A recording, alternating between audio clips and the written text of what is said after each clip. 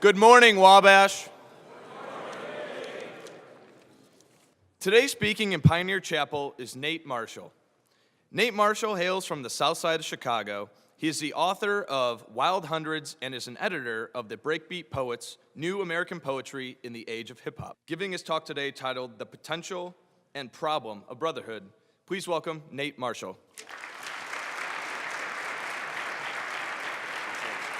All right.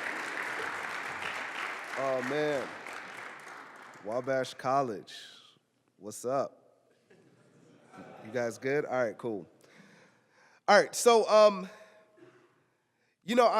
was sort of thinking and, putting together this talk, but I think I want to sort of switch things up, which you all obviously wouldn't know, except I'm telling you that. So consider this a disclaimer if everything falls apart. Yeah.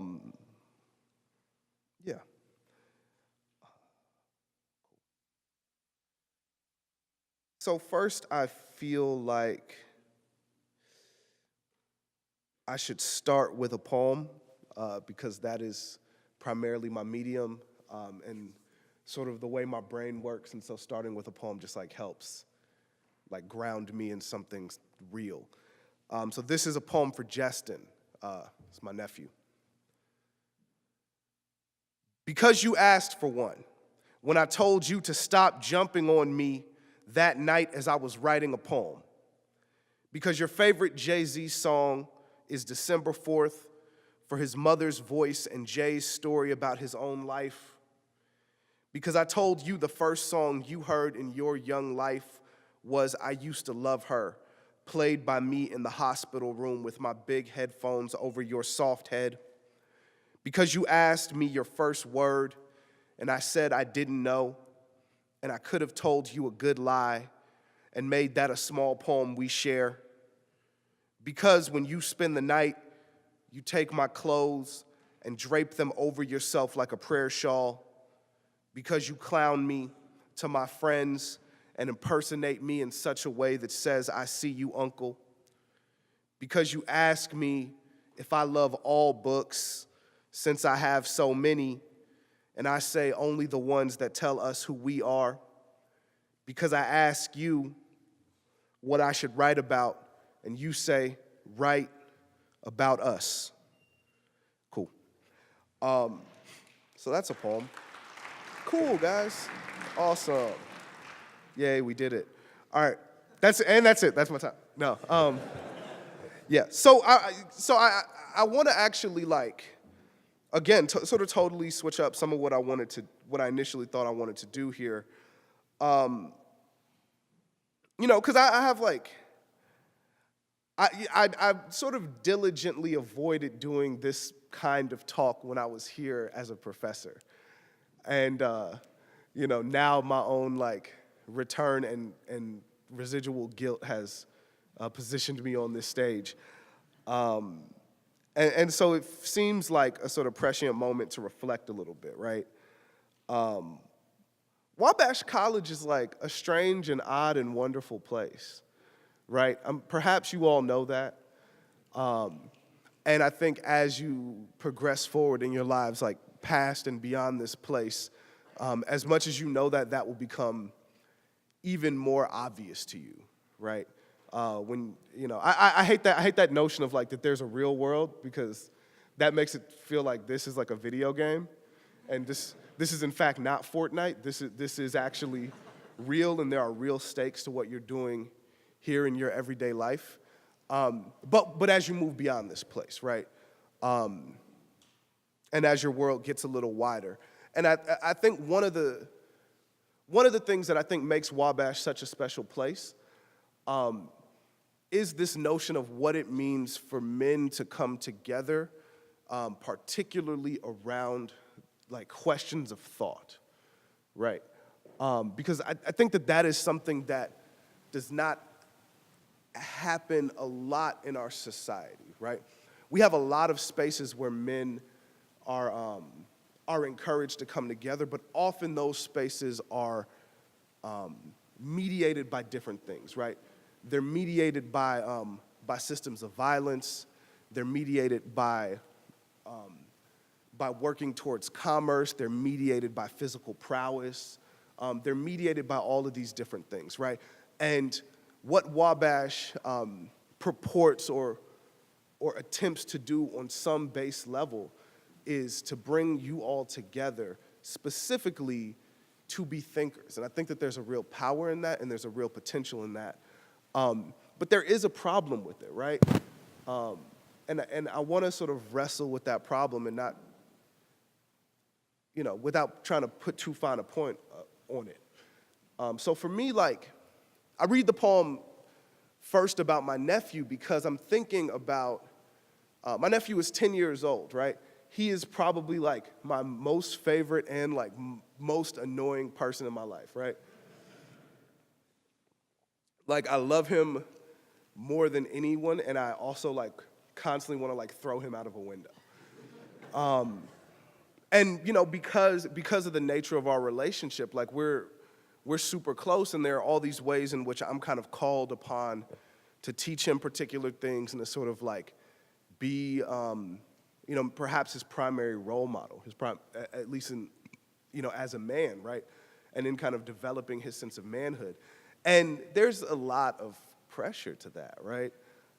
There's a lot of pressure to that because I think about, in my life, how much, either the models that I had that later I had to like go back and revise or rethink through because they were not positive models, or the models that I just didn't have, right? Or the ones that I had and I liked, but I'm like, okay, like that happened on accident, so let me be intentional about how do I like build that moment for him, right? And I constantly mess up. I constantly, am clumsy in my sort of attempts to educate him.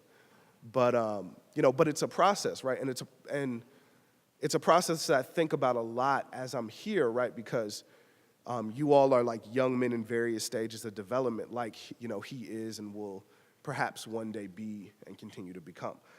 So I actually want to share a story about my life. This is a story, I've only read this once in a public setting, but I want to share this story and then perhaps talk a little bit from there. Yeah.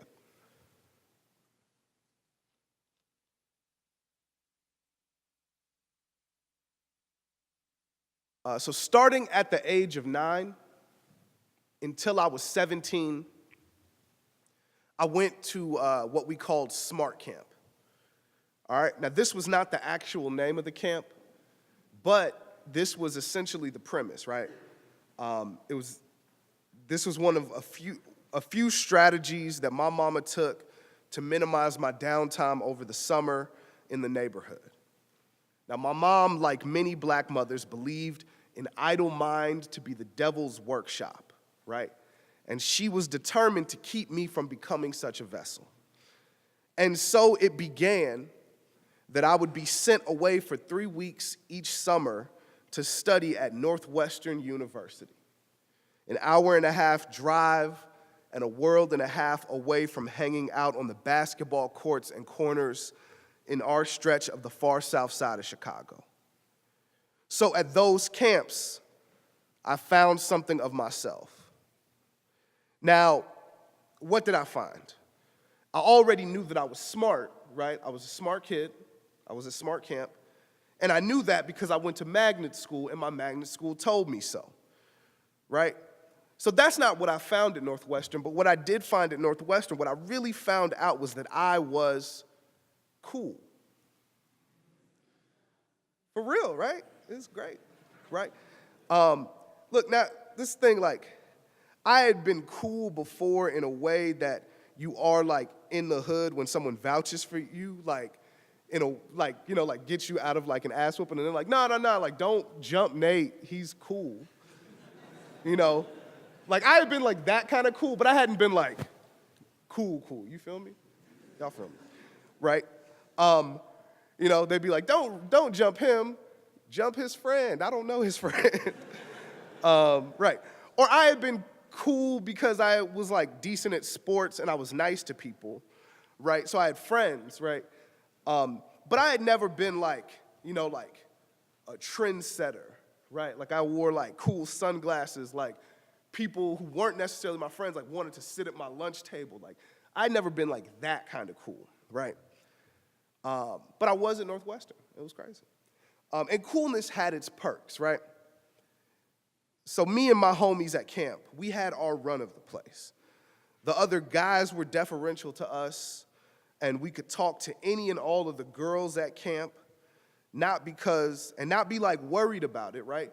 Because we knew that we were the cool kids, right? And we knew like, this is cool. We're cool. This whole situation, everything about this is cool. And so that happened, and when I was 14, right, perhaps the coolest thing that I had ever experienced in my life happened. So it's one night, it's one evening, we're like hanging out, we're chilling, it's cool. And I'm in this room, right, and it's a bunch of us cool kids, and we're watching South Park, which was a very cool show at the time. And then we watched American Pie, incredibly cool movie at the time. Look, don't judge me. Right, and we're at camp. We're at this camp on this college campus. We're in the dorm rooms, and we're in these girls' dorms. It's like a whole crew of us, and they've pushed their two beds together to sort of make like a makeshift couch, and all of us are like laid on the beds, and it was very cool, right? And I had this blanket. I found this blanket because and I put it over me, right? Because I'm cool. No, it was because I was cold, actually. I was a little chilly, right? Right. So I have this blanket, right? And so this thing happens, right? There's this one girl there who starts going around the room and pretending to like mess with folks, right?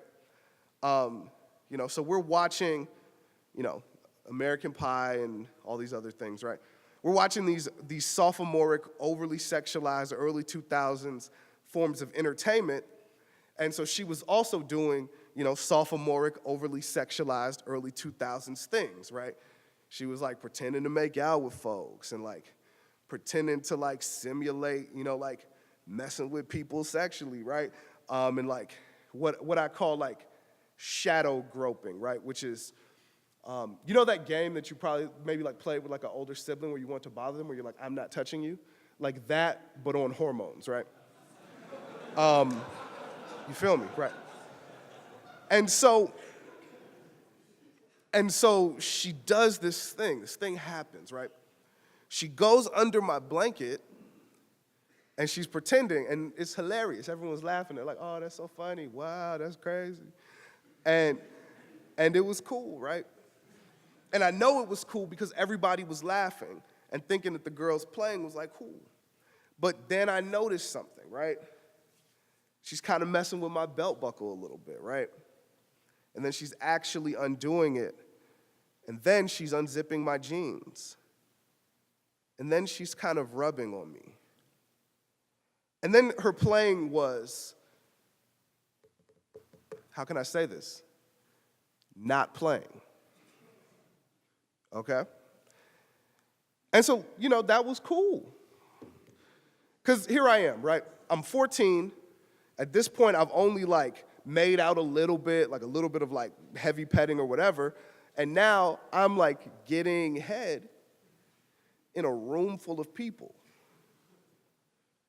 It was cool, I guess, right?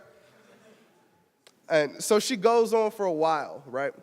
I don't really know how long because, I don't know, because you're like a young dude and you're like, oh man, that must have been hours, and it was like 15 seconds. I have no idea how long it was, right? But it ends, it finishes, so to speak, right? And what happens next gets so like deeply out of hand that I don't really know how to deal with it or how to talk through it, right? But here's what happens. So she goes out of the room, and she immediately tells her best friend at camp.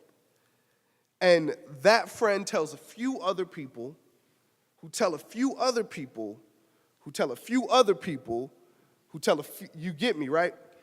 And by the next weekend, we're on a Six Flags trip, and camp counselors are coming up to me and saying that I'm lucky, right?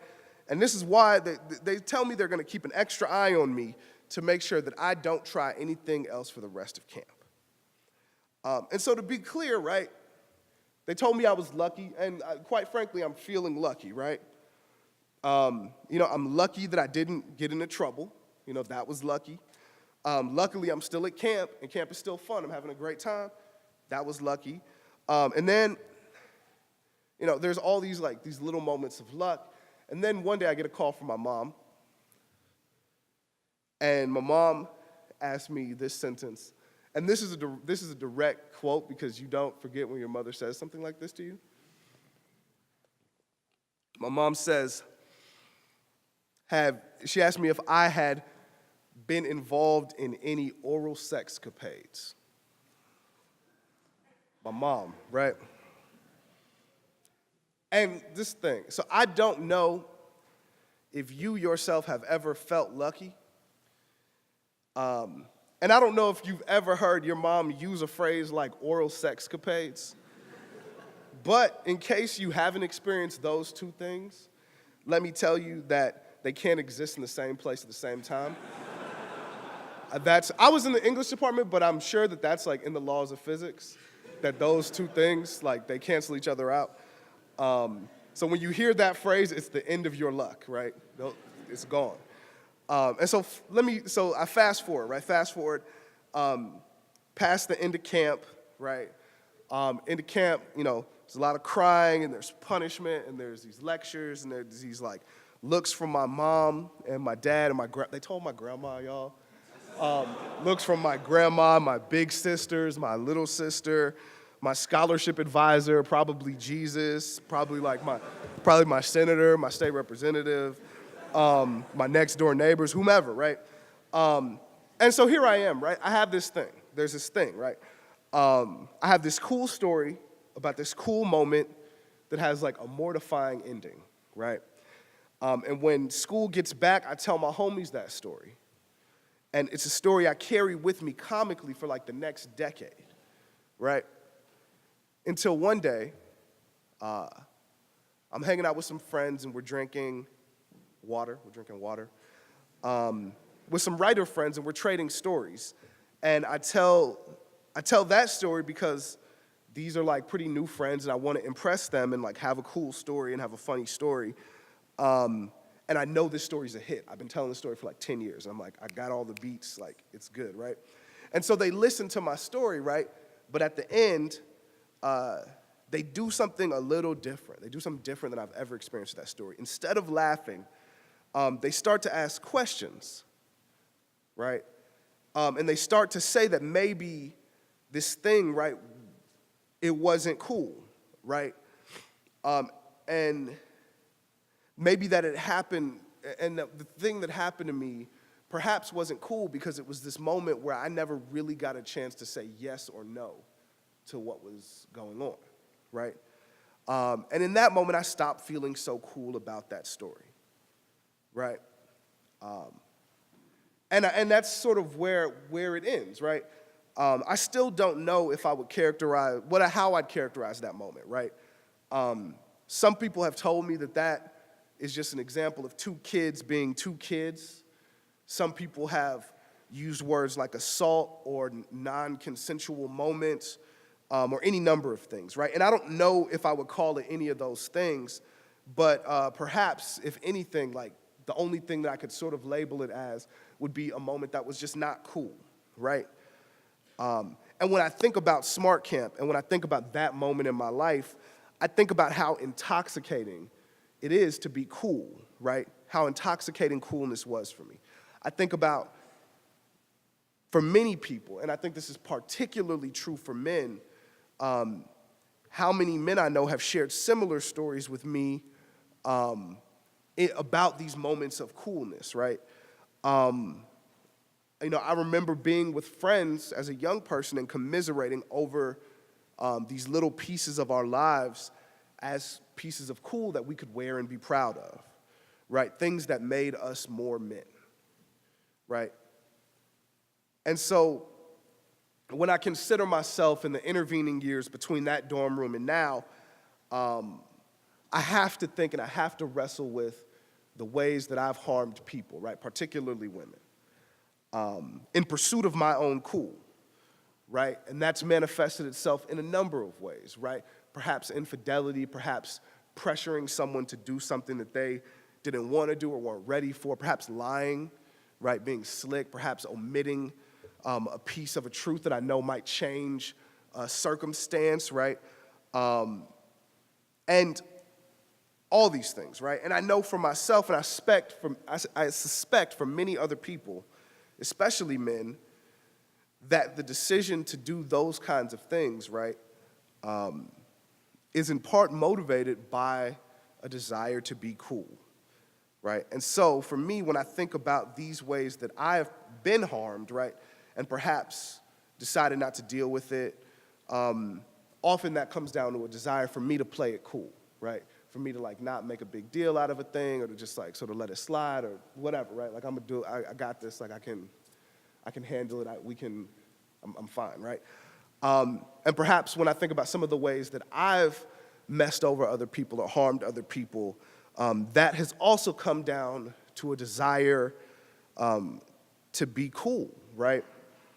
And so for me, right, when I think about not so much coolness, right, but when I think about hope, right, which in a lot of ways is one of the factors that I'm really trying to hold on to as like a primary, as like a fundamental purpose in my own life, right? Or when I think about hope, these are my hopes, right?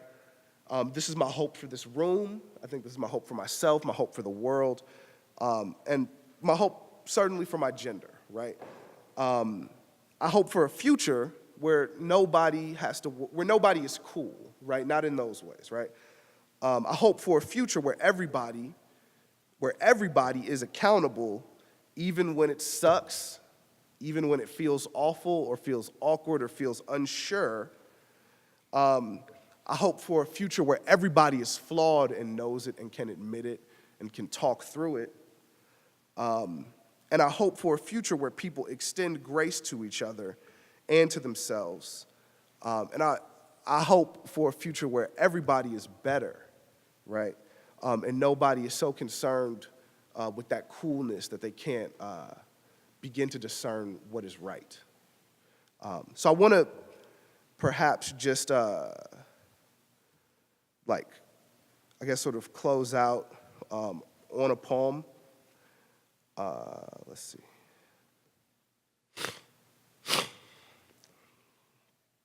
So this poem is called Finna, which is my favorite word.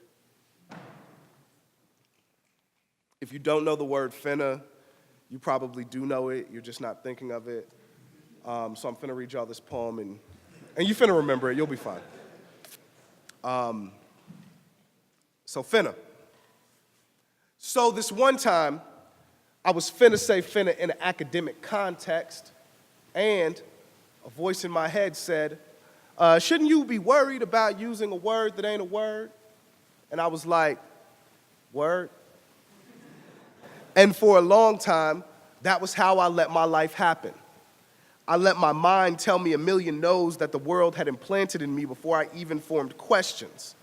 I let my power be dulled by my fear of fitting.